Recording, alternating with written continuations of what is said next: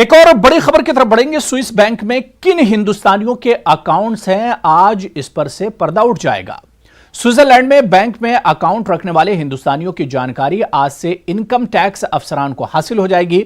बैरून ममालिक में हिंदुस्तानियों के 34 लाख करोड़ रुपए की ब्लैक मनी का अंदाजा लगाया गया है। सीबीडीटी ने कालाधन के खिलाफ चलने वाली लड़ाई में इसे एक बड़ा कदम बताया है। स्विट्जरलैंड के बैंकों में हिंदुस्तानियों के जो अकाउंट्स 2018 में बंद हो गए हैं, उनकी भी जानकारी हासिल की जा सकेगी। आपको बता दें कि स्विट्जरलैंड के बैंकों का एक वक्त हिंदुस्तान आया था और 29 और 30 अगस्त को हिंदुस्तानी अफसरों से काफी लंबी बातचीत चली थी। और चलिए इस खबर पर और बातचीत करेंगे। हमारे नुमाइंदे शंकर फोन लाइन पर इस वक्त हमारे साथ जुड़े हुए हैं। शंकर, स्विट्जरलैंड के बैंकों में जो एक मोटी रकम हिंदुस्तानियों ने रखी, आज उस पर से पर्दा उठने वाला है। निश्चित तौर से देखिए, इस बात का इंतजार पूरे देशवासियों को है कि स्विस बैंक में किन किन लोगों का अकाउंट है।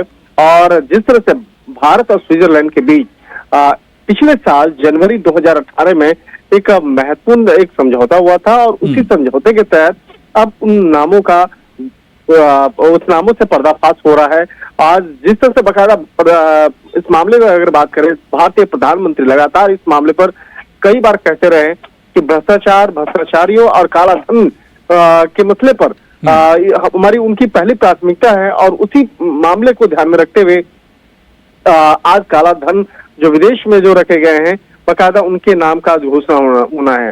बिल्कुल शंकर, लेकिन बड़ा सवाल यहां पर यह है कि नामों पर से पर्दा उठने वाला है। क्या कुछ नाम चौंकाने वाले भी इस लिस्ट में हो सकते हैं?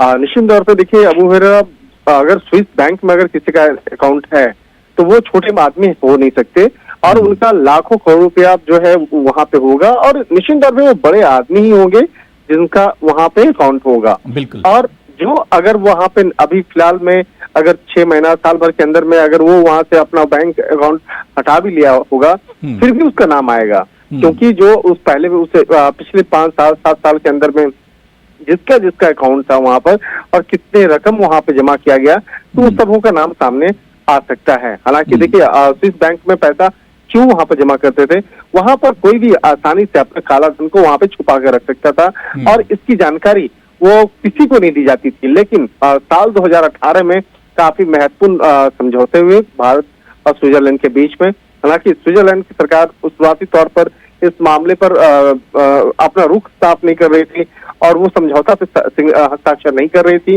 लेकिन बाद में जो इस तरह से बकायदा भारतीय सरकार ने अपने पक्ष को रखा और तमाम मसले को ध्यान में रखते हुए उस तमाम जानकारी देने के लिए तैयार हो गया।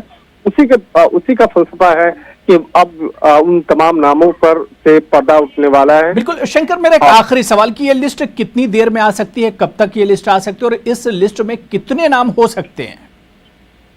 जहां तक मुझे पता चला है, जो हमारे सूत्र बता रहे हैं, हमारे जांच एजेंसी के सूत्र बता रहे हैं कि ये नाम जो है जो जारी किए जाएंगे उसमें 2 पार्ट में करके किए जा सकते हैं। और ये आज दोपहर में तकरीबन 12 से 1 बजे के लगभग में उन तमाम नामों की फहरिस्त जो है पहले लिस्ट आ जाएगी। उसके बाद हो सकता है कि जरूरत पड़ने पर दूसरी लिस्ट जारी की जा सकती है। और ये वो छुपे हुए नाम हैं जो आसानी से वहां पे स्विट्जरलैंड में पैसे जमा करते थे। तो स्विस बैंक में पैसा जमा करने के लिए आपको बहुत ज्यादा कानूनी प्रक्रियाओं से नहीं गुजरना पड़ता है। ये पैसा कहाँ से आया, किस मार्फत से आया, आप आसानी से जाते थे और वहां पे पैसा छुपा कर रख सकते थे। जो टैक्स हेवन कंट्रीज जो है वो कहा जाता है स्विट्जरलैंड, और स्विस बैंक में वहां की जो अर्थव्यवस्था है इसी चीज से चलती थी, क्योंकि वहां पर काला धन सिर्फ भारत नहीं बल्कि अन्य दूसरे देशों से भी लोग वहां पर ला के रखते थे। तो सबसे पहले जो नजर होती थी, पिछले कई सालों से कई सरकारें जो इस मामले पर चर्चा करती रही कि स्विस बैंक में अकाउंट है, जो भारत के लोग हैं, भारत की नागरिकता रखने वाले लोग जाके स्विस बैंक में अपना अकाउंट में पैसा रखते हैं। तो निश्चित तौर पे आज कई बड़े राजनेताओं का भी नाम की घोषणा हो सकती है, जिसमें कई फिल्म कलाकारों का भी नाम हो सकता है जिन्होंने वहां पे पैसा रखे हैं।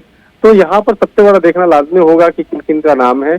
और वो जाहिर सी बात है कि जब पर्दा उठेगा उसके पीछे क्या कुछ निकलता है देखना बहुत एक तरह से दिलचस्प भी होगा और एक तरह से ये भी देखने में आएगा कि कौन कौन सी बड़ी शख्सियतें और हस्तियां हैं जिनके नाम इस लिस्ट में शामिल हो सकते हैं। बहुत बहुत शुक्रिया शंकर आनंद हमारे साथ जुड़ने के लिए, इस खबर पर अपडेट करने के लिए।